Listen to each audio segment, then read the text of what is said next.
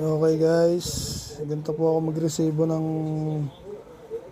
boundary hulog sa service invoice.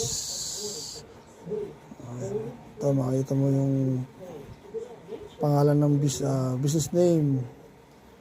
Ito, sold to, ito yung pinaka driver ko, si Leonardo Fuentes. Date,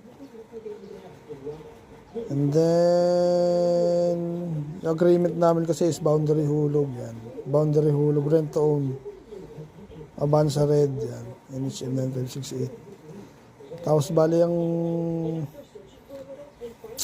tawag na to, July 1 to 31. Ito yung pinaka gross income ko dun sa boundary hulog.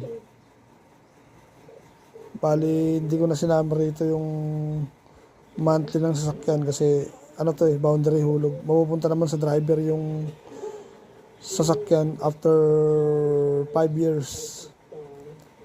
Ayan, kay Sir Leonardo Fuentes. Itong nililista ko rito, ito yung nagiging kita ko sa kanya. Ayan, ito yung papasa natin sa BIR.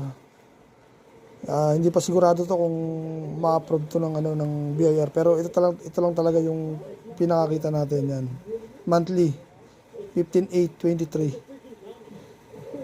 Okay.